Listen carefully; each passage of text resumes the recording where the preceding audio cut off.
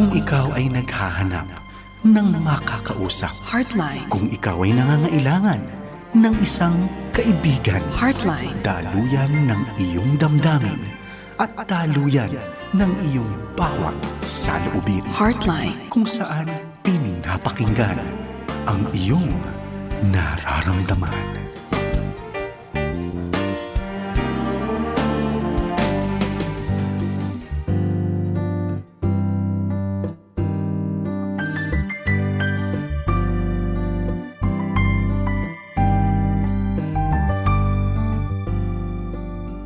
Magandang gabi po mga kaagapay. Hello sa inyo. Belated Happy Valentine's Day. Ito si Kuya Pilo, ang inyong Coach Philo. Naririto sa Heartline Friday Night Edition. Good evening, good morning sa mga ibang bansa, good afternoon sa mga sa Eastern countries na manaan sa Middle East. Hey, kamusta po kayo? Happy Valentine's belated. Dahil talagang napakaganda nitong February natin. Malapit na rin, 1 week na lang matatapos na. At mga kapatid, kamusta kayo dyan? Anong balita sa inyong mga pag-ibig? Pag-ibig ng magulang, pag-ibig ng anak, pag-ibig ng mga magkamag-anak, pag-ibig ng kaibigan. Kaibigan lang talaga, ha? At pag-ibig ng mga nag-iibigan, at ang pag-ibig ng mga mag-asawa. Naku, kamusta na kaya ang inyong Valentine? Pero huwag kayong mag-alala dahil nagba-Valentine din kami dito mga counselors. At kasama ko ngayon ang isa sa mga great relationship advisors and counselors. Walang iba, kundi ang alam nyo na, kilala niya, dati na siyang nag-guest dito, si Ate Wilma D. Hello, good evening, Ate Wilma D. Hello, Coach Pilo. Good evening to you and to lahat ng mga listeners ninyo. Ayan. Si Ma'am Wilma D ay currently isang housewife at nagbo-volunteer na counselor sa Philippine Association for Christian Counseling. At deaconess siya dyan sa University Baptist Church. At siya ay graduate. At Ate Wilma, nagtuturo din ba kayo sa Alliance Graduate School? No, I don't. Okay. Pero kaklase ko to si Ate Wilma sa Alliance Graduate School at doon kami pareho nag-take up ng counseling under ni Doktora Cecilia Regancia at saka ni Doktora Ana ko, si Dr. June, Moises Ardina, sila, andun din si Doc Ames. Yan, si Doc Ames. Yes. There we go. We have a lot of other people right there. Kamusta na Ate Wilma? Tayo'y naririnig sa Facebook, dahil napapanood pala sa Facebook at naririnig din sa radyo, sa DZAS 702 AM Radio. Ito ang Agapay ng Sambayanan. Magandang gabi. Ate Wilma, baka meron ka mga gustong batiin, mga, your fans club, people who know you want to go. Go ahead, please. And greet them. Yeah, greetings to the AGS family. Yes. Yeah, katulad ng sinabi ni Pilo, we just greeted a lot of our professors and classmates, yung mga mares natin, yung sila Maring Owen, sila Maring Sally, sila Tess, si Coti, si Cheryl, and sino pa bang nakalimutan ko? Ayun, so a lot of our classmates sa DMIN program also sila, you know who you are, and yeah, greetings to other classmates that my batchmates, even sa kasi I came from Zamboanga. I also want to greet the Zamboangueños. Yun. Kumusta kayo? ¿Qué tal? Ayun. In UBC Manila, dito sa UBC Manila, Moraita ang aming so our student center also is open during weekdays from Mondays to Friday. So if there are any students who will be interested to parang healthy tambayan, University Baptist Church Manila is open for them. Ayan, nako. Thank you very much, Ate Wilma. Alam ko mga kaagapay dyan sa UBC, kamusta kayo dyan? Dati akong natira dyan sa Sampaloc. So, natin yung Moraita na yan. And also pala si Maring Wing. Yan, nasa Japan na siya. Ayun. Nasa Japan. Good evening. Saan siya sa Japan? Good morning. Hindi ko nga alam kung saan sa Japan. Nakalimutan ko yung prefecture niya. Ayun. Yeah, Ate Wing Flores, hindi na siya At Flores. saka si Malu. Ayan, Ate Malu, Yun, Ate Dionisio Malu. Tumuran, yes, magandang gabi. Mm-mm. Ate Malu, kung Yan. kamusta ka na dyan? Sana maging guest kita uli. Ay, ay, ay. Ayan, Yes. ayan, ako. Di pagpapala sa lahat ng mga nakikinig ngayon dahil greetings din ang binibigay sa atin. Blessed Friday evening po sa DZAS, ang number one Christian station, ang Heartline. Ayan, galing kay Geneva Marie Anebeso. Si Milia Pascua ay nanonood din. At stay safe daw mga kaagapay. Stay safe sa mga pastor. Ayan, dito. Saan kayo nanonood? Ayan. Siya pala ay fan din ni Pastor Don Reyes. Ayan. Greetings sa iyo, Ate Nora Cancela. God bless din. Kay Ate Leonida Tela Sacada Rubio. Good evening din.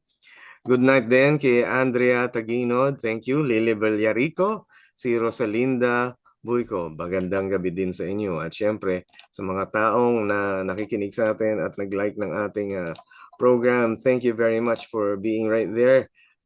Grabe. Wala akong masabi. Ang dami-dami ninyo. Si Genevieve Adeboso, si Estela Gabriel, Rosalina Macarasig, Danny Nunes, Ruben David, Rose Austria, Diony Gonzalez, Rostom Walan, Robbie Jordan, Peter Lynn Sanchez, Jonah Halbuna, Bonifacio Basada, Rose Garcia, Philip Co, Edith Belen, Noel Pexon, Jenny Cannon, Modesta de los Santos, Margarita Lato, Rosenda La Corte, Rainier de la Peña, Amy Ricafort, si Gabby Castrana, Cherry Cadelina, Esperanza Sarte, Helen Grace Tiempo, hello, Gary Tansuico, Andrea Taginod, Edmond Garcia, Marisa Bentigan, Manay Krista Hupanda. Ay, nako. Sikat na sikat ka na, Ate Christy Hupanda.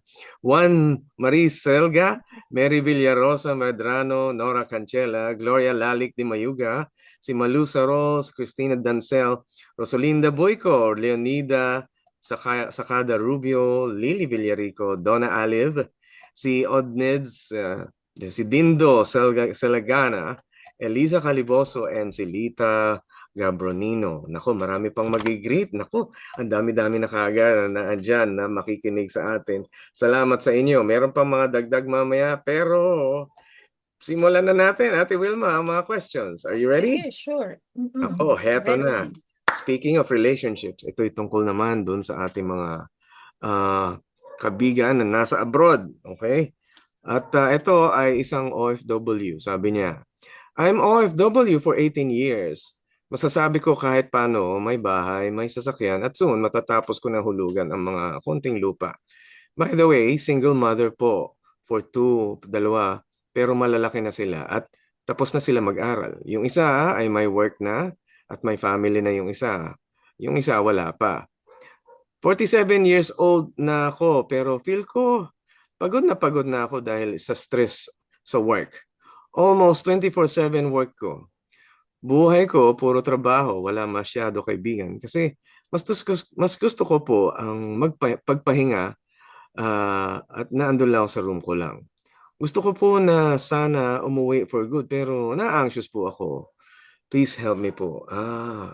Ay nako, Ate Wilma, totoo. Marami sa mga kasama nating OFW ang gusto ko rin namang makauwi sa Pilipinas at dito na magstay. Dahil mas nakakasama mo kamag-anak mo. Ayan. Pero ano kaya umahad lang sa kanya? No? Hindi niya nabanggit. Ano? Yeah. Sige, Ate Wilma. Seems like, it seems like, sabi niya 18 years ago pa siya nasa as OFW. So, she started very young, like 29 years old, if she's already 47 right now. So, she started very young, working abroad, like 29, that he has already 2 children. So, single mother siya, right? So, it seems like she was not able to have parang meaningful relationship ba dito sa Philippines. Siyempre, nasa abroad ang buhay niya is trabaho, bahay, trabaho, bahay. So, nakakaipon siya, pero wala namang meaningful relationship. Mukhang di na rin siguro siya nag-asawa, right? And she said that she's very anxious. Siyempre, one of the thing that I would say kung if pagod na pagod siya right now. And that's very obvious because she's already burned out sa work. Oo nga eh. Right? Kasi minsan naman talaga, yung trabaho ay hindi mo pwedeng ipang-substitute doon sa tunay na Mm. relasyon sa isang tao. Yes. Yeah, marami akong Mm. kilalang gano'n na malaki ang kita, maganda trabaho, Mm. pero naghahanap ng meaningful na relationship. At marami Yeah. sa kumpanya pinagtatrabaho ko, madami doon. Ang taas ng posisyon, promoted na promoted, pero mukhang yung asawa nila ay yung trabaho na nila. Pero Mm. wala na silang Yeah. relation. So, parang right now, meron nga siyang bahay, meron siyang sasakyan, Mm. may konting ipon or may konting ano dun sa lupa niya, pero ang kulang sa kanya ay relationship eh. Pero para sa akin, mm, ang ang punto dito, why is she anxious? Is it because that uh pagbalik niya dito sa Philippines, ano pong dapat gagawin niya? So it Yun needs siguro. Oo, hindi niya careful alam. planning, 'di Hindi ba? niya alam kung anong mangyayari. Pero, can you imagine, nagpundar siyang bahay dito ha? At meron siyang mga bagay Mhm. na siguro niisip niya rin tumira dito. Pero ngayon pa siya nagkaroon Yes. ng anxiety. Mhm. Mm. Parang siyempre lifestyle, kung hindi mo rin alagaan yung pinaghirapan mo, mawawala din. Oo nga So eh. siyempre kung kailangan careful planning talaga para yung kung anong pinundar niya hindi mawala lang ng parang Oo. bula. Parang it Yes, won't be going into waste ba. that is And true. sabi niya meron pa siyang isang anak that still does not have work pero tapos na sila. Mm. So what is her plan, no? Right na ganito na ang kalagayan na ng kanyang buhay. So, adjustment period definitely would come. Mm. And I would say na what is her plan para gusto ba niya mag-business or what type of business would she want para syempre hindi naman pwede puro gastos lang, wala Mm. ding income. Oh, Mauubos yeah. talaga 'yon. Oh, pero ano eh, ang kadalasan yung mga OFW na kaibigan natin, madalas ay Mm. nanghihinayang na ang laki-laki ng kita sa abroad. Pagka pumunta Mm. ka at lumipat na dito sa Pilipinas, parang biglang bagsak, biglang walang kita. Pero Mm. alam mo, Ate Yes. Wing, meron akong mga kaibigan na malaki kita sa abroad pero pinili na nilang magtrabaho dito. Sabi ko, Mm. maliit ang kita dito, bakit naisip mong magtrabaho lang dito? Sabi niya, kasi kahit naman mataas ang kita doon, minamaliit ka naman ng ibang tao, may Yeah. discrimination, hindi ka ganun ka-safe, parang hindi ka hindi ka first class citizen sa ibang lugar. Hmm. Oo, iba pa rin sa Pilipinas, sabi niya. Kaya kahit maliit ang sweldo, Tama. pero andito naman ako, kasama ko naman pamilya ko, pwede akong maging Mm. protektado ako ng gobyerno. Kahit maliit lang, pero at least, Mhm. oo, napapakisamahan ko ang mga tao, ang gobyerno. Yan, hindi katulad sa ibang lugar. Mahirap pakisamahan ang ang otoridad. Yeah. Gano'n. So, para sa akin, it's good to have business na alam niya. Yeah.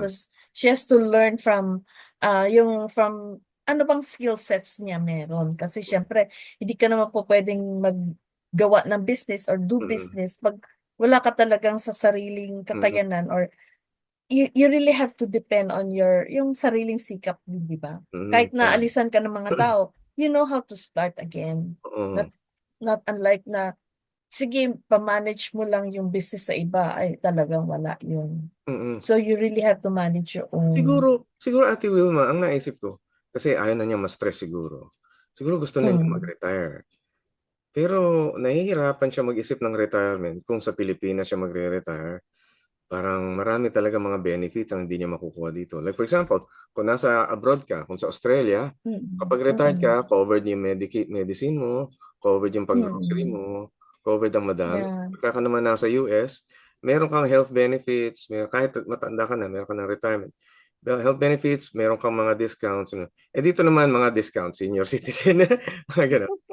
Pero kung wala pa Oo siyang nga, senior, wala pa. Yun. Pero hindi pa. siguro nahihirapan siya mag-decide dahil kasi maraming mga benepisyo talaga ang mawawala. Mm. Kumpara sa Yun. ibang bansa, mas madami tsaka malalaki benepisyo. Meron ka pang pang-ospital, meron ka pang mga Mm. government services para sa mga pangailangan mo talaga, insurance, mga ganyan. Dito, hindi ganoon. Pero Yeah. siguro, yan That's din why yung, she really needs planning talaga na careful planning para sa kanya kung ano ba ang talagang kailangan niya as of now. Kasi sometimes at 46, at 47, it's already late kung sasabihin mo, I want to have a retirement, no? Retirement, although meron naman siyang ari-arian, pero mm, kapag hindi din well managed, hindi din viable yon. yeah. Yan. Ano kaya? Maghanap pa kaya siya na makakatuwang sa buhay? Total, February naman.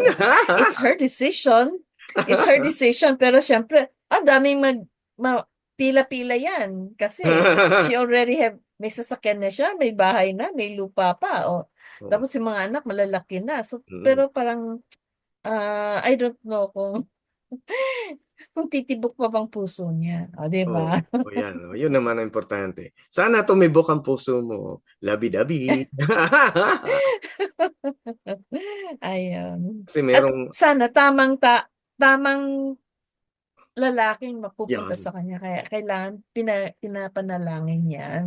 Nako, kung binigay mo lang pangalan mo, may popromote natin. Eto po, single, mabait.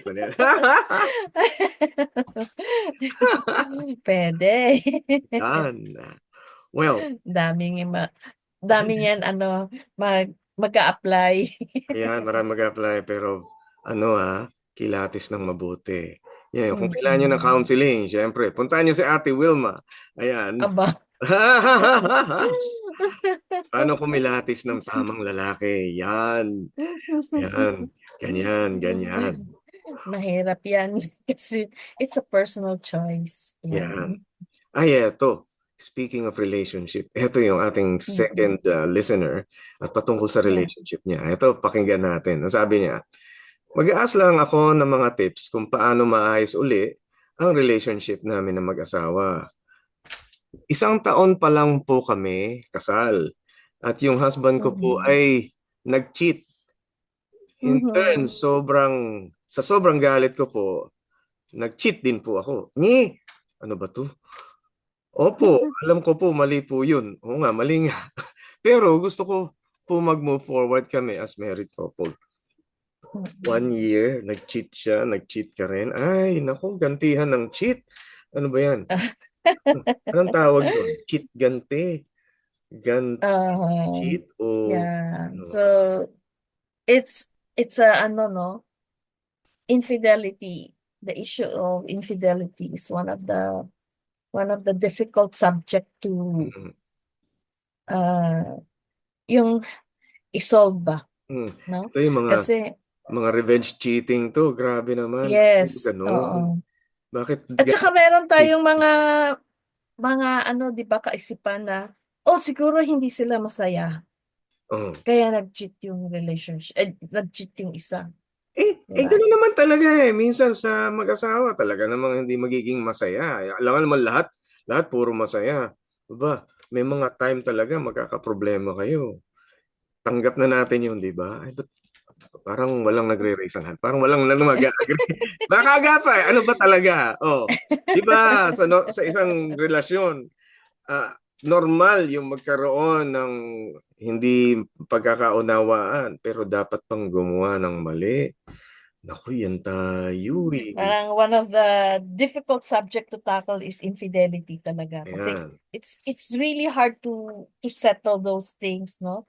You need a professional counselor to do it for you. Parang Mm, mm, sinasabi nga na uh, ang infidelity kung gusto nila mag-start uli, be sure na mm, hindi lang isang party kundi dalawa sila must agree that they want to mm, start all over again. mm, And they have to end their own relationship. mm. Dapat zero out nila yung kalasin nila yung mga second ano yung karelasyon nila Yeah. and Oo. start again, yeah, no? Mm. So Alam mo, ate, sometimes 'di ba mm, sometimes it's hard, no? Especially kung naging ka-office mate mo. So ibig sabihin you have to resign from work Ay, ang to daming that ganyan. extreme. Ang daming ganyan. Kasi, Ayaw na niya makita yung tao doon na yung galit na, pero ito mag-asawa to, Grabe. yes. Pagka, it's so hard. Ba't ang daming sasakripisyo para lang dun sa cheating na yun? Pero, alam mo, Mhm. Ate Wilma, may nakausap ako recently na ang sitwasyon, sila isang babae na handa na siyang magpakasal dun sa lalaki. Kaya lang, nagkaroon ng cheating. 6 na taon na sila, Tapos meron ng Mhm. marriage talks tungkol doon sa kanilang dalawa. Nagkaroon lang ng micro-cheating kung tawagin is cheating sa chat. Mhm. Merong ka-chat na babae na hindi naman ganong katalamak pero parang merong flirty-flirt lang pag nag-flirt daw. So micro-cheating ang tawag pero sa sobrang It's galit still niya, cheating. it's still cheating sabi niya pero sabi sa Mm. sobrang galit niya, sabi niya binrake na niya, tinapos na niya yung relasyon, wala nang halaga yung 6 na taon na yun. Pero nung sinasabi niya yun, umiiyak siya. So sabi ko, sino ba nag-decide na mag-break? Siya naman daw yung nag-decide mag-break. Pero umiiyak siya. Sabi ko, ba't ka Mm. umiiyak? Kasi sabi niya, mahal ko pa rin siya eh. At Ah, tinanong ko, so yung sa micro-cheating na yun, sinukat mo yung buong pagkatao niya doon sa micro-cheating na yun. Kaya yung 6 na taon na meron kayo, wala nang halaga. Ayun. Sometimes kasi yung cheating kasi, depende sa involvement kasi yun eh. There is like one night stand lang, no? That's still cheating. Still cheating. Hindi Oo, there micro-cheating, is malaki yun. also an emotional involvement. Mm-mm. Yung walang sex pero may emotional attached kayo sa isa't isa. Or Mm-mm. there's a combination of the two. They are Mm-mm. emotionally attached as well as there is yung nangyari na. Mm-mm. So, medyo mas mahirap kalasin yung may emotional, yung pangatlo, yung in combination, may Combined. emotional attachment plus Physical. may nangyari na rin. So, Mm. that's a very difficult thing to settle, right? Mm-mm. So, plus they could say that both of them cheated. So, how the trust issue there was already Mm-mm. was already breached, right? Oo. So paano mo i-mend yun, no? Yan ang So magandang tanong. yun ang mas mahirap i-mend, Mm. I think, yung to get the trust issue, mm, to get because everything would be under scrutiny eh. mm, Kaya ang ano dito, both of them has to be, kasi hindi lang to basta-basta, no, na nasasabi mo lahat sa isang bagsak. mm, Minsan may series pa yon na, oh, bakit hindi mo sinabi pa? Kasi, that's why nga sabi nga, this is just like, the relationship is just like a bank, a love bank ba? You have to deposit a lot of things before you can withdraw. Kasi mm, one of the attachment wound would be like infidelity, mm, you know? mm. It can withdraw a lot of Mm, love. Parang kunyari, you have relationship, mag-deposit ka munang napakamaraming oo, mga kung ano mang acts of care or whatever, love sa love oo, bank. If oo. there is a trust issue, it can withdraw a lot. Parang, Yeah. kumbaga, milyones ang natatanggal dun sa love bank mo, no? Yeah, yeah, So, they would need a lot of parang supporting care for one another. yeah. Oo. Communication plays a very, very big uh, part in this. Yeah. Pero alam mo, Ate Wilma, naisip ko, kasi marami tayong mga kinakausap na ganyan. Mm-mm. Talamak ang infidelity. Mm-mm. Sa naisip ko, maski naman sa salita ng Diyos, may mga pagkakataon na mali-mali ang desisyon ng mga mag-asawa. Tulad si Abraham, mali ang desisyon niya tungkol sa kanyang asawa. Ah, Mm-mm. yung una, nagpanggap siya na kapatid lang para lang hindi mapatay. Yes. Ikalawa naman, akala niya ang magiging anak niya ay manggagaling kay Hagar, yung kanilang yung Mm-mm. katulong ni Sarah. Ayun. Yes. Pero yun pala. So, maraming infidelity na issue doon, ano? Si Jacob din. At maraming inabot na kung ano-anong mga komplikasyon sa kanyang buhay. Ayaw natin ng ganun, pero nangyayari. Ang ibig sabihin ko Mhm. ay siguro naman kung Pero sa kanilang sa case naman nila Abraham mm, at saka ni yung Sarah. kay Sarah, it's culturally acceptable during those times Mm. na yung maidservant nila ibibigay because they wanted to have a child. So, yung yung anak ni Hagar, Surrogate. yung parang pinapa-ano na siya yung mother, yung gano'n because si Hagar is a slave. Mm. So, Mm. depende yan sa kultura In a way, din, no? oo, tama. In a way, parang pag-aari Mm. nila yung si Hagar bilang slave, ano. Kaya lang Yeah. hindi na tayo gano'n ngayon. Somehow, Yes. yung issues ng pagkakaroon ng many ah, hindi tamang prinsipyo para sa pamamaraan ng tao, maraming gano'n. Mm. Pero kung bubuksan natin yung pamamaraan ng Diyos at andun nga, tama ka Ate Wilma, andun yung pamamaraan na maging bukas sa pag-uusap. Kailangan maging bukas sa Yes. posibilidad na may mga bagay na puwedeng humigit pa kaysa doon sa mga maling nangyari. Kasi gano'n din naman ang Mm. Diyos sa atin, eh. Meron tayong mga kulang, meron tayong mga pagkakamali, pero anong higit do'n? Humigit yung pag-ibig, humigit yung pagsasakripisyo, humigit yung pagkakaroon ng pagkakataon para manumbalik yung dating relasyon. Mm. At puwede, Yes. posible talaga na yung Posible, yes. mm, Kaya it really needs hard work. Kaya kailangan sila dalawang magtutulungan. mm, And if the communication is not really working and most of them are really hurting each other, and yeah, they have to see a professional help na mm. para Yes, mamamagitan sa kanila. mm. Andun Kasi yung punto, m- yeah, mga counseling ng infidelity, the shortest mm. will be at least mga 2 years. The 2 shortest is years. 2 years, yeah. Shortest is 2 Madaming years. mga Kasi issues. marami pa yung lalabas eh. Na Mm, minsan hindi lang naman lumalabas na isang bagsakan lang. mm. Marami pa yan, no? Oo, So, ganito medyo talaga. it's a nitty-gritty thing to Yeah. settle. Pero alam mo, malaking hakbang na yung manampalataya ka na meron pang higit Mm. kaysa sa pagkakamali ng isang tao. Yeah. Yung halaga ng tao ay laging mas higit pa yung halaga ng tao kaysa dun sa kanyang mga pagkakamali. Kaya pagka titingnan mo, Mm.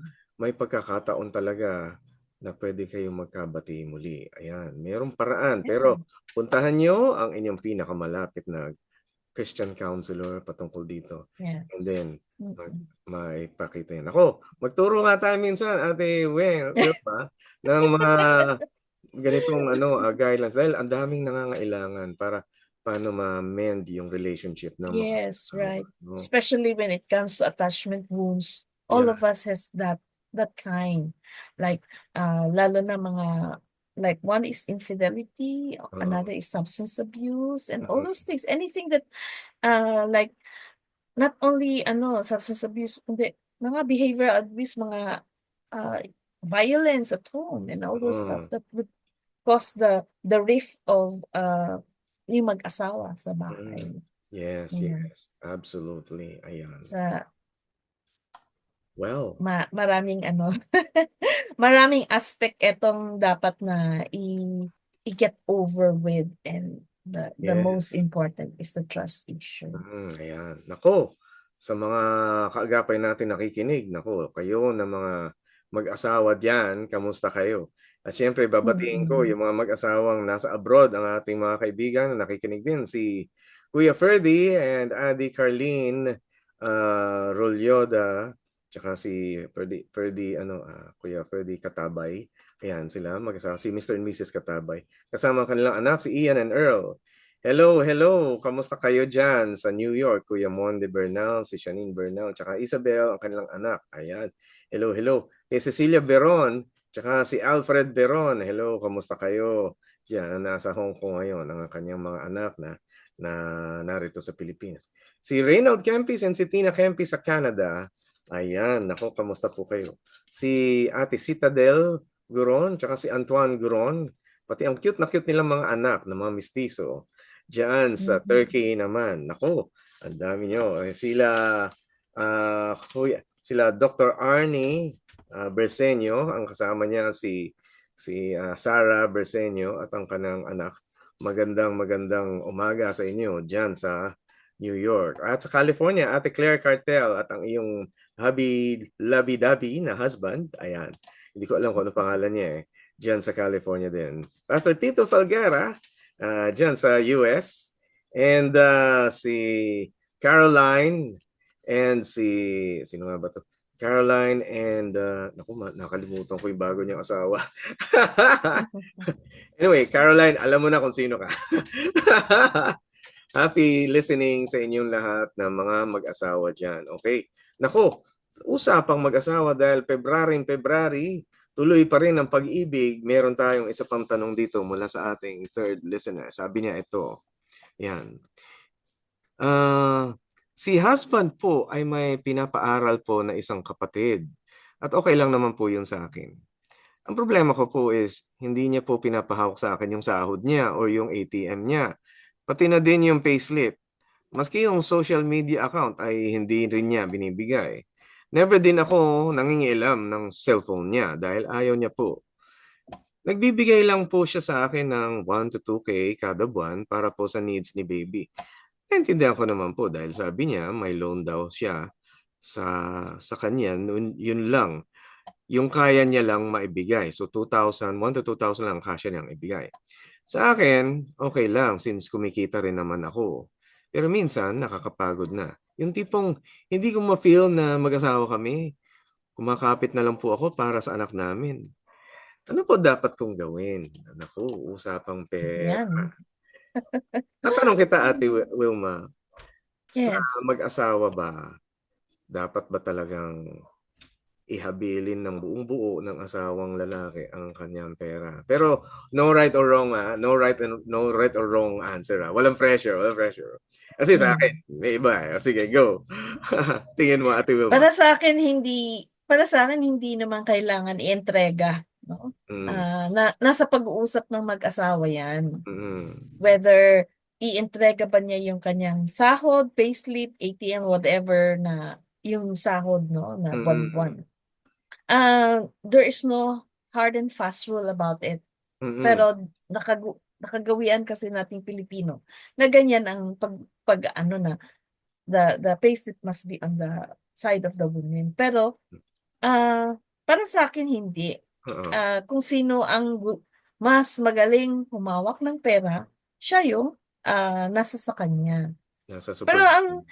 yes, pero I'm not looking at this at that is the ano, no. Pero ang medyo red flag sa akin, pati ano, social media account niya, hindi niya pinapakita. Yan, no, 'di ba? Hindi niya pinapahawak pati cellphone at saka that is something to me na red flag. Ay, Kasi ganoon? uh, is there something that may tinatago ba siya doon? Well, I Kasi mean, sabi niya, ang payslip, pati yung social media account niya, ay hindi niya rin binibigay. oh. So it's something like, something for me, bakit ayaw mong pakita sa akin yung social media? Is there something about his social media account that is not dapat hindi ko makita? Parang, Di ba?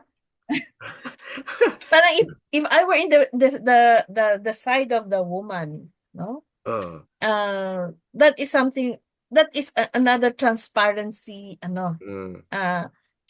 She, she's just seeking transparency Pero, about it. alam mo, Ate Wilma, kami ni Wifey, aminin ko sa iyo, at si Wifey, may access siya sa aking email, sa aking Yes. Facebook, social media, phone Mhm. ko, lahat, kung ano man na meron dyan. Yeah. Login, yan, mga ganyan. Mhm. Access niya lahat. May dalawang account, edi yung parehong account, accessible niya sa kanya, yan. Pati Mhm. cellphone yan, ganyan. Pati yung aking WhatsApp, pati yung Viber, ayan. Yeah. Kasi nasa Mhm. cellphone naman yun eh. Ito maganda naman dahil kasi napapakita ko sa kanya na ako'y katiwa-tiwala. Mm. Ito'y voluntaryo Yes. kong ibinigay. Hindi niya ni-require. Hindi Yes. niya ni-require sa akin. Kasi masarap yung gano'n na hindi niya ni-require, kusang loob kong ibinigay sa kanya, hindi niya kailangan, hindi niya pinilit, hindi niya inobliga. Andun yung Mm. andun yung gesture, andun yung pagpapakita na, "Uy, may tiwala ako sa'yo. Kung ano yung ipakita mo o hindi, ano mo yun, sa'yo yun." Maski sa budget, Mm. sa pera, hindi niya hinahawakan yung pera ko, hindi ko hinahawakan yung pera niya. Yes. Kasi kung ano gusto mo gawin sa pera mo, sige, yung gagawin ko sa pera ko, oo. Meron Mm. kaming joint na pinagkakagastusan, pero Yeah. yung tiwala naroroon na hindi naman 'to ginagamit sa ibang lugar, mga gano'n, gano'n.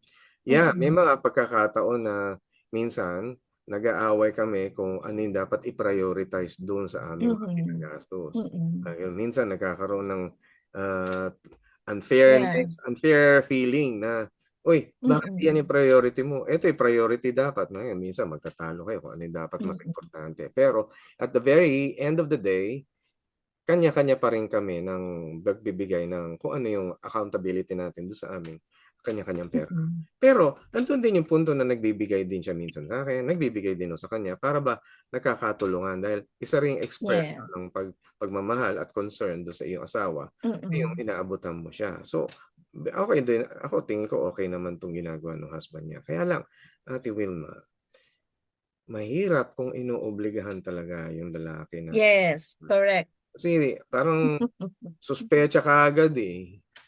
Yes, Bigat yun. especially lalo na 1,000 to 2,000 lang kada buwan for the needs of the baby. I don't know who pays the rent, who pays the water bill, electric bill, baka si husband. Pero for Mm, the needs at home, mm. it must be ano siya, yung sa wife, and for the baby's needs it's 1,000 to 2,000 per month. So medyo it's very meager pag Pero pag Ate mm. Wilma at kami ni wifey meron siyang kinikita. Although ano na siya, retired na siya, meron na siyang pensioner na siya. So, Yeah. binibigyan ko rin siya mga halos ganitong amount din. Pero ako din naman yung Mm. sa bills, kuryente, tubig, Mm. gas, Yes. palengke, lahat. So, Mm. kahit na sabihin niyang gano'n kaliit lang, happy naman siya Mm. dahil kasi wala na siya ibang gastos, eh. May kinikita pa, may Yeah. nakukuha pa siya, may natatanggap Yes, siya. tama. Ayun. So, may minsan nga sinasabi niya, nakakapagod na. I don't know where the pagod is coming from, 'di ba? Mm. Parang siguro I would say that siguro with ano na sinusuportahan din niya yung, kapatid ng husband, sila mag-asawa, 'di ba? Because yun, at saka, ah yung feeling na tipong hindi ko ma-feel na mag-asawa kami. So, there is a relationship distance also. Baka hindi sila nagde-date, Parang gano'n ba 'yan? Sobrang tipid I hindi na don't know kung nagde-date, ano ba kulang 'yun? ng oo, parang kulang sa ano ba, feeling of closeness Oo, sa kanilang oo, mag-asawa. yeah. So, plus the other things pa na feeling niya, she's focusing on hindi pinapakita yung payslip, yung ano, baka alam mo na, it conjures a lot of overthinking. Mm, Yun. Hindi yeah. pinapakita yung social media account and all those things because a lot of postings Hmm, sometimes happen doon na ayaw nila pakita sa misis, baka mag-react or pero mahalata that they had hmm, uh, well, third siguro party. siguro hindi sa lahat ng I mean, siguro hindi lahat ng mag-asawa ganito 'no, pero kami ni wifey, Mm. hindi kami nagpapakialamanan nung kalaki Yes. naming kita. Mm. Pero out of initiative puwede namang ipakita. Yes. Pero alam mo, magandang talakayan pa 'to. Medyo magbe-break lang tayo ng konti ngayon para Yeah. bigyan ng daan ang magagandang mga announcement and more on relationships when we come back dito sa Heartline 702 DZAS, Agapay ng Sambayanan. Don't go away, we'll be right back. Stay tuned.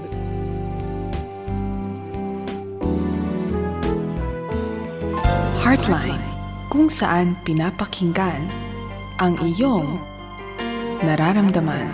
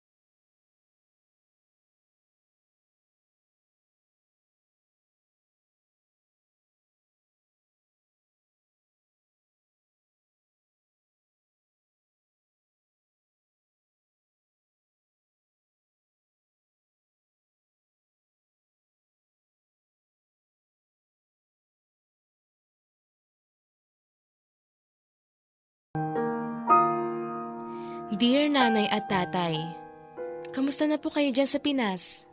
Mabuti naman ang kalagayan ko dito sa abroad. Pero gaya pa rin ng dati, miss na miss ko talaga kayo bawat araw. Lagi ko kayo naaalala at hinahanap ko ang inyong pagkalinga. Sa tuwing matutulog ako, namimiss ko ang pampatulog ng hele mo, inay. Ang paghaplos na iyong mga kamay sa aking buhok hanggang sa ako'y makatulog.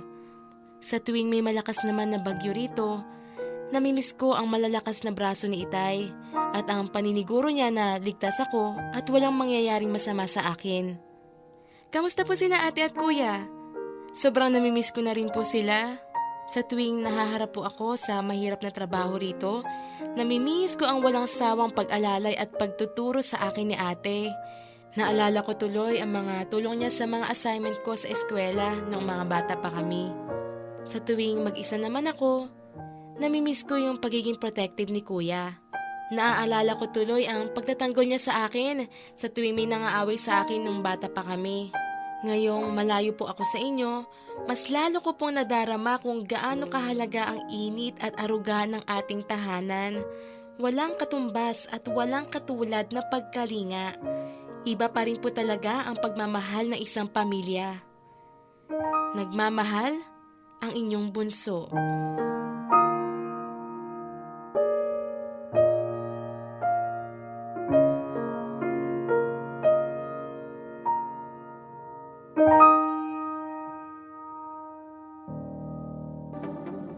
Siyang nagpasimula hanggang matapos, siya rin ang magpapala. Ito ang Far East Broadcasting Company Philippines, 76 na taong nagbabahagi ng mensahe ni Kristo para sa mundo.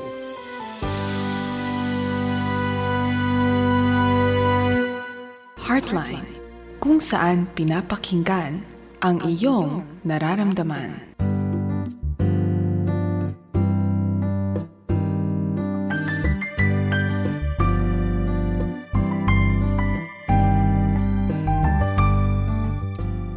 Ayan mga kaibigan, we're back. Nandito pa rin tayo sa Heartline Friday Night Edition dito sa 702 DZAS, Agapay ng Sambayanan. Mapapakinggan sa AM Radio 7 sa Talapih Town 702. Magandang gabi sa inyo lahat. At still, it's the month of February. Ang sarap pag-usapan ang tungkol sa mga relasyon. Mga kaibigan, Yes. mga ano man yung relasyon ninyo. Okay. Ayan, dito si Ate Wilma. Wilma D. Hello, Ate Wilma. Hello, Coach Pilo. Good evening sa'yo Yes. and to all our listeners. Listening to DZAS 702. Yes, that's right. At syempre, batiin ko rin ang ating mga naandyan, nakaantabay. Sila Arlod Barrientos, Aaron Gacho, Yoli Ramos, Romel Nicolas, Michael Santos, Teresita Medina, Mary Beth Itak, Padilla Aurora de Vera, Teacher Kat. Hello, Teacher Kat. Andres Mendoza, Marilu Gonzalez, Nenita Samson. Ayan. Salamat sa inyo din. Mila Pascua, si Axonic Aviles, tsaka si Ray Bondok. Thank you very much sa inyo na nakikinig. At yung mga kasama ko na nasa Back to the Bible, mga kasama ko mga doktor dyan sa second floor, Back to the Bible building. At doon sila ay nagkakandak ng clinic, mga Christian counsel, mga Christian doctors. Si Dr. Ken Villanueva, ang ating cardiologist, si Dr. Myra Ngo, ang nephrologist natin, si Dr. Carmela Encarnacion sa psychiatry, si Dr. Maria Luisa Ako, ang OB-GYN, at si Dr. Bernie Di Macali, ang ating ENT, Ate Brigida Sales, Dr. Brigida Sales, our dentist, si Dr. Abby Del Mundo, Dr. Jade Del Mundo, tsaka Dr. Cynthia Del Mundo, mga ophthalmologist and optometrist, kasama si Love Del Mundo na ophthalmologist din, at si Geraldine Emperador. Hello, Doc! Kamusta kayo? Ang ating dermatologist. Si Dr. Shirley Tomas, our pediatrician, Dr. Cynthia Fabregas, ang diabetologist and internal medicine expert, at si Dr. Dong Fabregas, ang ating general surgeon. Nako, siyempre kasama na rin ang aming mga kasamang tumutulong, ang mga nurses natin, si Ate Lydia Kagalawan, Percy Nicolas, D.I. Bernardo, Annalyn Apolinario and Minda Superable. Yan, there we go. Nako, Ate Wilma, baka meron kang gustong pahabol na batiin kung meron. Yes, you just mentioned hi to Lydia, my churchmate. Yeah, magka-church kayo ni Ate Ayun. Lydia. Yes. Galawan. Mm-mm. Yes. Yeah, bet Ate Lydia. Nako, Happy Valentine. Yes. Sa mga Napakasipag ni Ate Lydia. paano Ate Wilma yung mga yung mga malalamig ang Valentine ngayon? Paano na sila? Yung mga walang love, hindi naman Yeah. walang love. Sabi nga, I was just we were just mentioning about yung case ng isa na kumakapit lang po ako para sa aming anak, no? It's so sad to hear that statement because Ay, the feeling of parang feeling distant siya sa parang hindi niya feel na mag-asawa sila because they keep kami kanya-kanya sila, no?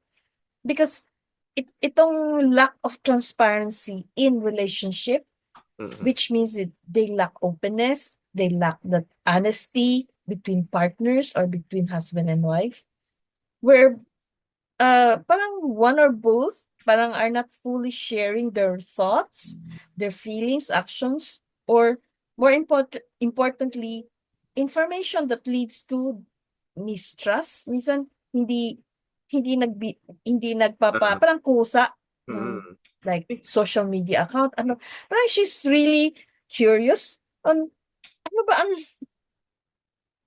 what is he keeping from, no? oo nga. Yung the distrust and the miscommunication that can weaken the parang communication nila mag-asawa. Yeah. So one of the thing that yun din ang medyo parang she's really thinking of parang sana ko parang nakakapagod yung ganyan.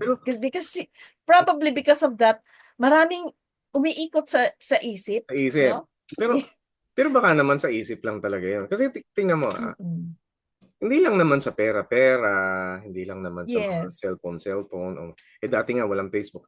Hindi lang naman doon yung batayan ng pagpapakita ng pag-ibig ng isang tao. Tama. Minsan, hindi naman yun batayan para sukatin ang isang pagkatao ng iyong asawa. Katunayan, maraming aspeto ang pagiging asawa. Andiyan din yung aspeto na nagde-date ba kayo? Lumalabas. Baka naman lumalabas yun. Hindi mo naman na-appreciate siguro. Baka naman yung may mga pagkakataon na kung ano yung sinasagot, ito totoo.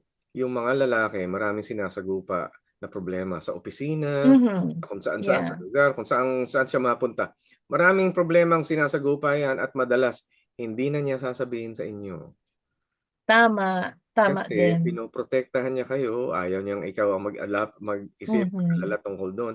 Ayaw ng isang lalaki na mangyari mag-aano ka pa, gagawa ka pa ng effort para resolve yun. Pero obligasyon niya, ito'y sa kanya naka-responsibilidad ang pagre-resolve. Hindi na niya ipapaano sa iyo. May mga bagay na talagang hindi na pinapaalam ng asawa sa iyo upang hindi maging balakid, upang hindi maging... Probably this is also putting healthy boundaries also, no? Oo. So, i-respect na lang niya. For example, if the husband is not sharing the social account media or the payslip or everything, it's also, siguro, naisip na rin ng asawa niya for her own good, para hindi na siya mag-overthink or mag-conjure a lot of things on her mind to be overthinking, di ba? So, protection din yan. But sometimes I would say,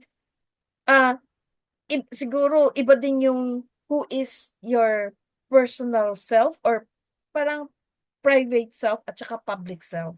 Yeah. Minsan kasi, sometimes we post in our media account, social media account, those we want others to see us, but the reality is totally different from who we are at home. Yun. Yung sometimes na lang, kilalanin na lang ng asawa, yung mag-asawa ba kung ano sila sa bahay. Yung chat talaga, yung Facebook, hindi naman talaga iyan yung batayan kung ano yung pagkatao ng isang tao. Lalo sa asawa mo. Kasi kung dyan ka na nakarely, anak ko, pag-aawayan nyo Facebook pa lang. Pagka naman lumindol ngayon, biglang lumindol yung pinaka the big one daw na mag-10 point something. Pagka lumindol, walang issue yan. Hindi yan yung Mhm. pinaka-importante bagay. Sasagipin mo pa rin Yes. yung buhay ng mahal mo. Walang Mm. kinalaman sa Facebook kung tinago niya o hindi. Minsan mayroong mga micro-cheating o kung ano pa man mga bagay na kanyang Yes. pagkakamali. Sasagipin mo pa rin yung tao pagka dumating yung talagang kagipitan, talagang kunwari may sakit na Mhm. talaga. Mm. Ako, wag na antayin yun. Pagka na-stroke yan, saka stress. Yeah. Hmm, But I yun would ang mas I would mahalaga. say communication talaga is very important, no? Yes. I-communicate lang nila kung ano ba ang nafi-feel nila, na expressing your feeling in a healthy way, na In a healthy hindi way. hindi masasaktan or accusingly, no? Mm. Wala ka namang basis kung bakit wini-withhold sa'yo. Yeah. Ayun. Kailangan yung communication makarating sa punto ng pag-uunawaan. Yes, correct. Pagkonsidera sa Mm. tamang pagkonsidera sa bawat isa. Yun yung dapat marating ng Mm. communication. Hindi yung communication na paaway, panag, Yeah. ang bubunganga lang pala. Communication to, communication. Bubunganga. Hindi, bunganga. Yan. Baka Pero, sometimes wives also need to feel the parang a sense of control ba? Para oo nga for them eh. siguro having, 'di ba, having their paycheck, parang is it a form of is it a form of control also when they can hold the paycheck? But it's not eh. Support. Depende na 'yun sa mag-asawa, no? How they would communicate and uh, agreement nila. Yung 'Yun. kanilang So, estado sa yeah. bawat isa, ang Mm. pagkakaunawa nila sa bawat isa, ay malaking bagay Yeah. yun sa kung paano yung paraan o yung estilo ng kanilang Mhm. pagpapakita ng pangangasiwa Yeah. sa kanilang relasyon. Mm. Yung magdadala ng relasyon. Sana naman Yeah, hindi pera ang maging dahilan. Hindi pera, hindi tama. tsismis, hindi yung kung ano lang nakita sa Facebook. Kasi Oo. ang ang sarap nung ang sarap nung relasyon na pagdating sa bahay, puwede kang himlay, puwede kang relax. Mhm. Yes. Yahay ka lang dun. No pressure. No pressure, hindi ka obligado, hindi ka Tama. requirement, hindi key performance indicator, mga ganyan. Uh-huh. Mga metrics na ganyan o kaya yung mga bagay Oo. na eto ang sukatan, eto pamantayan. Minsan talaga Hmm. magpapakumbaba tayo talaga sa bawat isa dahil Yeah. hindi natin bibigyan ng panukat sila na para bang ang inyong relasyon tama lang, pero Mm. walang pagkonsidera, di sayang. Yeah. Ayun. And maraming So, importante talaga yung trust, trust yung is also assurance ba? and Mhm. assurance. Trust and assurance. Assurance. Yan, ang ganda niyan. Assurance na mahal ka niya. Assured na mahal ka, oo. Kaya lang mahirap Mm. mag-assure kung maraming pagdududa. Di yun Yun. nga, wala nga yung trust. Di ang hirap ng assurance kung Yeah. walang trust. Sa babae Tama. naman, mahirap yung meron kang ang Kung assure. maraming pagdududa. Mhm. Yeah. Hindi yun ang patayan, hindi yun ang pamantayan ng Panginoon. Still, sabi sa salita ng Diyos, ang pamantayan natin dapat ay sa Espiritu ng Panginoon, which is love, Mhm. joy, peace, patience, kindness, gentleness, goodness, faithfulness, Yes. and self-control. Yun yung bagay na Mhm. dapat nating maging batayan sa bawat pananaw sa ating asawa. Yan. Yes. Yun, naku. Well said, Pastor. Ay, pastor. Naku, pastor na pala. Pastor ba po? Coach Pilo. Ayan, oo. Okay. At Wilma, lipat tayo sa mga magpapamilya.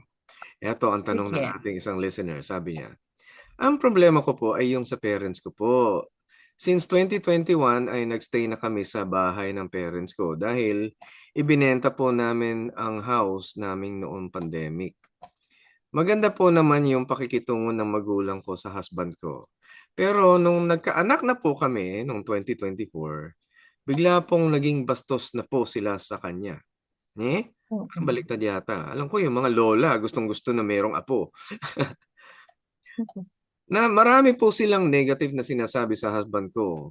Alam kong sumasama na loob ng asawa ko.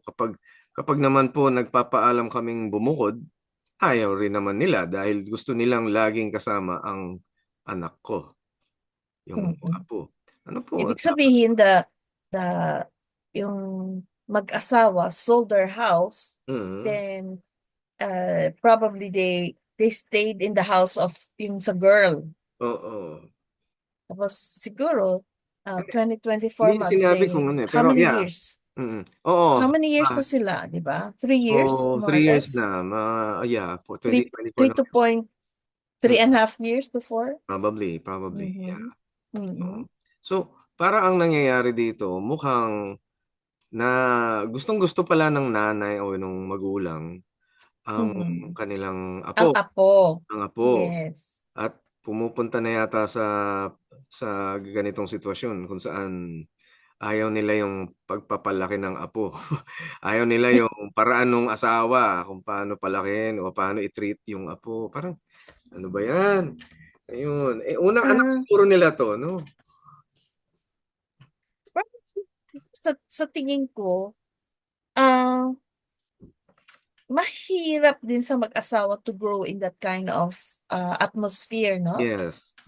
To grow as a family, because if they have like binabastos na yung husband, parang I see, pero as I understand, marami po silang negative na sinasabi sa husband po. So, which means that they had a lot of negative attribution to the husband, Mm. Bakit kaya? no? So, oo. So, I don't know. Probably sometimes the in-laws can have like their projection Mm. on, or the expectation na dapat ang husband parang nakapundar na or what. Kasi bahay nila binenta eh. Ayaw naman So, daw. Ayaw naman daw nila umalis. Yung mag-asawa. no, ayaw sila paalisin ng bahay, Gusto 'di nga. ba? Kasi favorite apo yata Mm. to. Mukhang unang apo to eh. Yeah, exactly. So, mahirap din kasi may masasaktan at may masasaktan dito sa sitwasyon na 'to, in which Yes. na uh, the in-laws will be discrediting the son-in-law Mm. kasi they're living in the house of the wife. Mm. So, mahirap ang healing nito. Parang So, it pa- would erode empathy, interaction towards healing. Mawala talaga. parang tingin ko, siguro nagtatalo sila kung paano palakihin yung apo o yung anak. Sa isang banda, may siguro paraan yung tatay. Sa kabila, Mhm. may ibang paraan si lola. At naku, pagka magkaiba nga kayo ng paraan ng pagpapalaki, magtatalo-talo kayo diyan. Kaya lang, Pwede, 'di ba? may karapatan naman yung asawa, yung tatay dun sa kanyang anak. Mhm. Pero minsan yung mga in-law nanghihimasok. Hindi naman po. Sorry. Sorry kung sabihin na minsan yung mga in-law gustong The nagmamarunong. way, oo, Eh, tama. Siguro dahil bago pa lang, palagay ko nga panganay na anak to. Kasi bago pa lang Apo, yeah. bago pa lang pinakikibagayan o pinapakiramdaman ng mag-asawa yung pagpapalaki Mhm. ng anak. Syempre, mas eksperyensado si Lola. Mas magaling, mas mahusay. Sasabihin ni Lola, hindi, mali yan, hindi ganyan. Ano ka ba? Ganon. Naku. Kasi minsan kasi yung pamamaraan ng mas nakakatanda is different from the way new generation rear their own Opo, children, di totoo. ba? Yan Yeah. ang point of siguro yung away ng Oo. uh, pwedeng the way they teach their apo or their children Yeah. on how to be yan. Sa different nga eh. Yeah, I would say na it's best na if they have the resources, they can start all over again in a new place para sila naman will build a strong relationship as husband and wife. Kahit And they ayaw would nung always visit lola. the in-law. Oh, Kahit yun. ayaw nung lolo't lola, no? Dapat, well, oo nga eh. Nasa pag-uusap din yan ng mag-asawa. Yan, di ba? Kung kailangan Kasi respetuhan kung dito parating na lang merong put down or negative attribution against the husband, masasaktan naman din yun. Totoo, So, totoo. parang masasabi mo na ano pang silbi sa maging mag-asawa nila if they cannot exercise their privilege as a couple as well as raising their own family. Ako, Mahirap. mga lolo't lola, medyo luwag-luwag po ng konti dahil Yeah. sa kahuli-hulihan, hindi yung mga anak ninyo, yung mga nag-asawa niyong anak, ang mayroong responsibilidad po diyan. At dapat nilang makita ang Mm. kanilang tama at mali na paraan dahil dun lang sila mag-grow. At kawawa naman Yes. kung kaaway natin yung kamag-anak. Kamag-anak mo, kaaway mo, hindi maganda. Hindi magandang tahanan yun, ano? Yeah. Yun. Mm. Well, speaking of mga lolo at lola, ito yung ating next listener tungkol naman sa lolo at lola rin. Yeah. Sabi, Mm. meron po akong cousin na sobrang paborito ng lolo at lola ko, which is sobrang pasaway din sa kanila. Ayan, paborito. Paboritong apo. Mm. Tama po ba na nakaka-feel ako ng selos? Kasi syempre, apo din naman po ako. Pero ibang-iba yung treatment ng lolo at lola ko sa akin at sa mga anak. Medyo naiinis din ako kasi ako naman, palagi nandito sa tabi nila at katulong nila sa negosyo nila. Pero unappreciated ako at palagi po ring napapansin yung isa kong pinsan ang lagi nakikita. Nako, nagkakaselusan, Favoritism, no? Mahirap yun. favoritism. Siguro for this listener, parang develop this insight ba? Parang normally tayo, ano bang nangyari dati? Hindi na tayo titingin dun sa past, no? Rather, we focus on the here and now and the future. No? Feeling ko Parang, mayaman tong si Lolo. ha? Feeling ko mayaman to si Lolo tsaka si Lolo. Mukha nga. Pakiramdam ko lang mukhang ang papatungon nila tungkol sa mana na ipapamana. Ganyan. Patay tayo. Pwede. So, para for me, you have to reflect, no? Ano ba ang pwede kong mapupulot or what can I do in order to make my relationship with my lolo and lola better? Kasi, tingnan mo, kahit napasaway siya, paborito pa rin siya. Di ba? So, what can we do about it? So, perhaps, ano ba ang sa tingin mo ay pwede nating gagawin dito?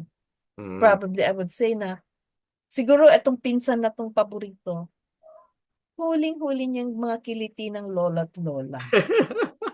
Di ba? Kaya, kahit na mainis, napapasaya niya. Ayun. So, same thing with, di ba? Pwede. Huling-huli niya yung, kiliti. What makes the lola and lola happy, what makes them sad, what makes them angry. Alam niya. Kahit na dito in a marriage relationship, alamin din natin yung love maps. Yan. Love maps, which means that we know what they like and what they dislike. What makes them grow, what makes them angry, what makes them, parang kiliti. Gets nila yun. Yeah. Pero, we will never forget how can we enhance those things na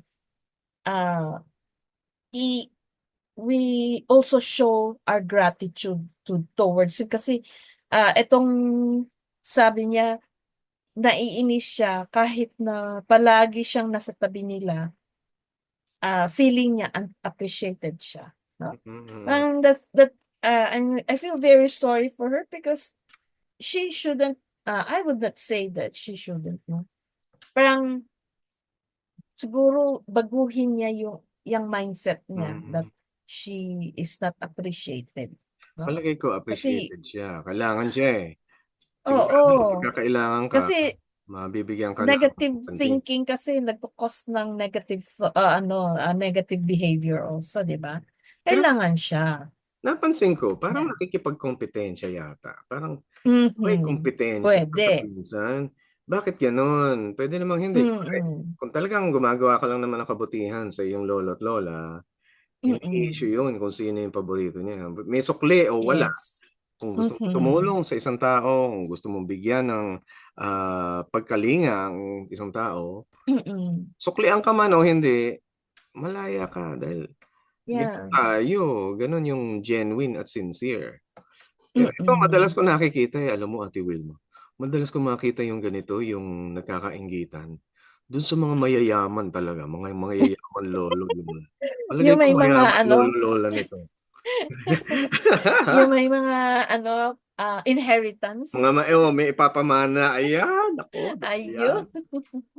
Alam mo yun? May Totoo, ano, yung mga pati yung power mga struggle. apu-apuhan, oo, mga apu-apuhan, yung mga nakausap Mm. ko, apu-apuhan nagiging involved. Usually ang Yeah. unang papamanahan talaga yung mga anak ng so yung lolo't lola, yung mga anak nila, yung mga tito-tiya Mm. nila tsaka magulang nila. Pero minsan nakikisabay na rin pati yung mga apo, yun. Mm. Pero ayan tayo, humahabol yata, sana hindi. Yung sabi niya, tama po ba na ma-feel ko ang selos kasi siyempre apo din siya. And I would say na, ah, it's mahirap magsabi oo.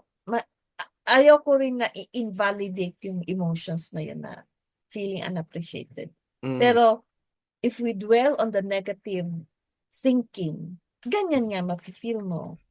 But if you dwell on something, what is positive? What can I do for my lolo't lola for their own well-being, ganyan, di ba? hmm, So you dwell on the positive things side na tingnan mo, she is there uh, sa tabi nila. She oo, also helps in managing the business. mm, Pero feeling niya unappreciated siya. mm. Uh, I Ah, don't know what's happening, pero I would say that uh, you do your part. Siguro yeah, may napupuna, 'di ba? mm, And it's just something na baka masakit ang puna, oo, nasa sa kanya na 'yun kung paano niya mm, i-surpass 'yun mm, and papaano niya gawing positive, oo. Wow! 'di Alam mo ba? may naalala ako yung yung kuwento ng prodigal son. Dahil kasi Mhm. 'di ba yung sa prodigal son, makikita mo yun dun sa Bible sa Luke chapter 15 Yes. na Mm. mayroong anak na alibugha ang tawag nila. Yung lumayas at kinuha yung mana niya Mhm. at, Yeah. tapos ini-squander, nilustay ang Mm. kanyang mana. Mm. Pero Yeah. nung siya'y bumalik, aba tuwang-tuwa pa yung tatay, pinaghanda pa ng Mm. pinagkatay ng Yes. binigyan ng bagong cloak, Rome. robe, Mm. bagong tsinelas tsaka may singsing pa nung bumalik. Mm. Etong isa, ayun yung nakakatawa 'no, at Yeah. parang parang tunay na buhay talaga, 'no. Yung isa Hmm. naman yung panganay, yung mas matanda na nasa bahay at hindi umalis, sabi niya, "Uy, ba't gano'n? Meron pang papiyesta, meron pang pakatay ng Mm. baka, may bago pang baro tsaka singsing. Ako, andito ako, hindi naman umalis, Yeah. hindi wala akong kahit kambing man lang na ano, wala man lang antoks Mhm. manok man lang diyan." Gano'n. Oo. Wala, 'di ba siguro nagseselos siya dahil kasi Mhm. pero ang rason nung tatay, nung tatay na nasa prodigal son, sabi ng tatay, "Alam mo, yung kapatid mo nawala, ngayon nakita na siya. Dati Hmm. waldas ang buhay, ngayon ayos na siya. Ngayon ikaw, Yes. ikaw hindi ka gano'n." Kaya siguro Mm. nandun yung mensahe na siguro na hindi tayo dapat mainggit kasi yung mga Hmm. taong medyo hindi maganda buhay, sila yung mas kailangan talaga ng dagdag na grasya, dagdag na awa. Hmm. Buti tayo nasa maayos tayong lugar. Gano'n, Yeah. gano'n yung But sometimes kasi the heart of gratitude is so important here yeah, that sometimes things that we have, we take it for granted, yeah, 'di ba? But when you sense that there's a gratitude, and we say thank you Yeah. to to the Lord, as well as to yung sa lola at lola. Pinatiran siya sa mansyon niya, di ba? Sa pinapahawak pa siya ng negosyo. O, di ba? That is just a privilege for her or for him, no?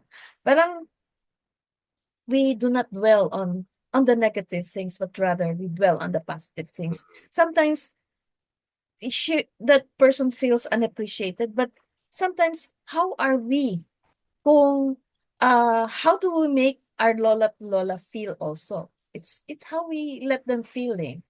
Sometimes when we don't feel appreciated, nagdadabog tayo, kung Oh. ano-anong ginagawa natin. Yun, di ba? Sa behaviors natin, they don't feel love also. So I don't know the real story of this Mm. listener or this sender, no? Mm. But I would say important kunin yung kiliti, yung Yan. what the lola and lola needs, Oo, and kailangan the nila yun. admiration, and say the gratitude to them, Oo. for all the Yan. things that they have done, no? Mm. Kasama Ganito. din yung Mm. minsan sermon, kasi minsan sa sermon tinuturuan din yan eh. Mm. Yeah. Nako, pero naaalala ko sabi sa Galatians chapter 6 verse 9, ano? Sabi doon sa NIV, let us not become weary in doing good. Yeah. For at the proper time, we will reap a harvest if we do not give up. Sabi nga doon sa Tagalog, kaya't huwag tayong mapagod sa paggawa ng mabuti. Sapagkat pagdating ng takdang panahon, tayo ay aani kung hindi tayo susuko. Kaya, ano man yung nakikita natin, hindi yun ang importante. Kung gumagawa ka kabutihan, tuloy mo lang. Aani ka pagdating ng takdang panahon. Keep doing what is good. Nako, Yeah. napakasarap na katanungan na ito, no? Ayun. Siguro ito yung last question natin, sabi niya, ang ating listener. I'm female, 30 years old, Christian. Pinipilit ko maging mabuti. Ayan, tungkol sa kabutihan. Sanctified, and I'm trying to live a Christ-like character, but oftentimes, I find myself in discouragement and burnout. Ayan, nadidiscourage daw siya, tsaka nabiburnout, pero siya ay mananampalataya. I'm currently working as work from home. Married ako, walang kids. Nakabukod pero sa amin nakatira sister ko due to some family trouble. Ako po ay yung tao na bahay, trabaho, church lang ang routine. I have friends naman pero di po kasi ako sociable kaya I prefer to stay at home. For the past few years, napapansin ko sa sarili ko na I'm easily annoyed and irritated. Though deep inside, I'm aware na I should have a gentle and patient spirit bilang isang born-again Christian. Pero yun po, talagang ang weak points ko. Ayan, siguro naghahangad siya na magkaroon ng genuine na pagbabago, mapakita yung pagiging tunay na mananampalataya. Paano nga ba yung ginagawa? Ayan. Yeah. Well, Sir, I am just questioning what caused her discouragement and burnout dito. Yan, No? magandang tanong. Bakit nga ba? Ayun, kasi sabi niya that she's married and nakabukod na sila. She has her own place, pero her sister nag-move sa kanya or stayed with her. So she has a stable job, work from home. Pero little social life. Ayun. Little social life. Ayun. Parang she's always angry. She's angry. Oo. But to whom? Palagay ko, alam mo yon kasi yung kapag hindi ka nakikisalamuha sa tao, hindi mo matututunan yung mga ganong uri ng value, yung pagiging patient, pagiging kind, yung irritable. Natututunan mo lang yung pagka nakikipag-interact ka sa tao eh. Pagka kunwari, nagkulong ka sa kwarto, wala ka ibang ginagawa, yun lang, ay panigurado ko, takot ka makipag-interact sa iba dahil di mo alam kung paano. And sa akin lang, Ate Wilma, what do you think? Baka kailangan niya ng social life na matutunan yung mga ganong skill. Siguro, isa din yun why she is discouraged and burned out based on the context of this Probably because of family trouble. Yeah, probably. Could be, bakit yung sister niya napunta sa kanya? Parang she is the one, parang inaalagaan yung kapatid niya. Discouraged. It's more of nagiging napapansin niya na magagalitin na siya. Yeah. Because she doesn't have someone to interact with, or nobody is there to check on her. Yeah, What, no? siguro, well, may asawa naman siya. Palagay ko, Yes. merong mga bagay na nag-grow tayo in Christ-likeness. And dahan-dahan yun, hindi naman bigla. Siguro, mabigyan natin siya ng pagkakataon na mas ma-discuss to kasama pastor niya para malaman pa kung paano mag-interact. Kasi kailangan ng interaction para ma-practice mo yung ganun eh. Yes. Siguro. And counseling siguro is also very important. Yeah. And I would say that part of her, for example, if she's getting angry, no, she needs to recognize her own anger and how can she manage it. So sometimes our anger needs to be recognized. You identify your anger physically. Ano bang nafe-feel mo pag nagagalit ka na? Do you feel flashes, rapid heartbeat, or sweating, or whatever? Doon mo makikita yung nag-well up na yung anger mo. Secondly, what about your cognition? Yung thinking mo. Minsan, paano siya mag-isip yung thought natin, di ba? Are we lashing? Are we parang labeling someone, or our hostile statements, mga ganon? Siguro yung estado ng ating pananaw, kaya kailangan natin ipag-pray to talaga. Ate, we're gonna have to pray dahil malapit na matapos ang ating program. So, I'll request you, pag-pray po natin ang ating mga naging listeners right now. Go ahead. Yeah. Sige, pray na tayo? Yes, please. Sige. Yes, Lord, Heavenly Father, we praise you and we thank you, dear God, for your goodness, Lord, despite all the many problems and worries that confronts our family today in our modern times, oh Father. In spite of advanced technology, you still are is the God who is true and sovereign. Yes. We ask, Lord, for wisdom, Lord, and how we can manage our own home, discernment, Lord, so that we'll be able to give good problem solving, Lord, sa aming mga problems, Lord. Give us the grace, oh God, to see through our own temperament, our own distress, even, oh Father, on how we can enhance communication, and even, oh Father, to fight for our own marriage, to fight for our relationship.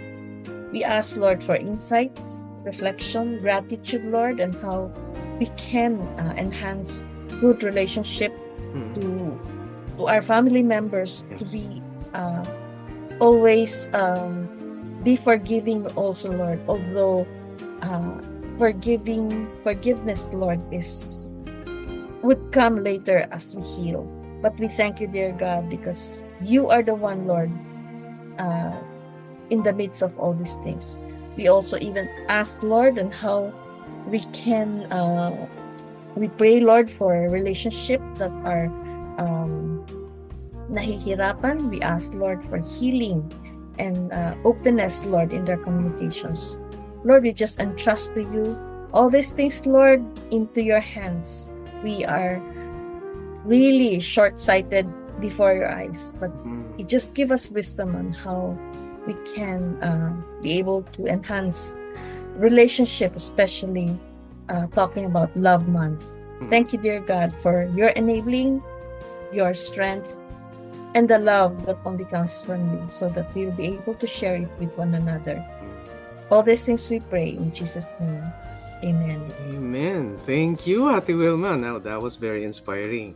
At sa inyo, mga kaagapay na nakikinig dyan, sana patuloy nyo kami mapakinggan din next week, same time, 9:30 hanggang 11 p.m. dito sa Heartline Friday night. Gusto ko lang batiin din pala ang ating mga kasama sa Bukawi Transmitter site, ang DZAS team. Salamat sa inyo, kila broadcast partners natin sa si Prodtech Nat Peralta, Reggie Villena, Jonathan Reyes, Benjo Morano, Engineer Chris Molina at JB Taba. Siyempre, kasama natin ang PA, si Ate Kayla Escalante. Nako, thank you very much Ate Wilma. Yeah, sure. Muli, paano kayo kontakin kung sakaling mayroong magpapa-counseling? It's 0919 Mm-mm. 371-1729. Ayan, So- 0919-371-1729. Yan. Yeah. Para set up. Pwede kayong mag-text dyan. Ayan. Text for appointment. By appointment to, ano? Yes. Ayan, so yun. At again, muli, ito si Coach Philo Laharca. Nagyagawa ako ng personal counseling dito sa Back to the Bible Philippines, dyan sa 135 West Avenue, Project 7, Quezon City. Text lang kayo for appointments sa 0999-579-0049. Magandang gabi mga kagapay. God bless you. Tayo po ay kasama sa kapisanan ng Broadcasters ng Pilipinas at Happy Valentine belated. See you soon. God bless. God bless. Bye. Heartline, kung saan pinapakinggan ang iyong nararamdaman.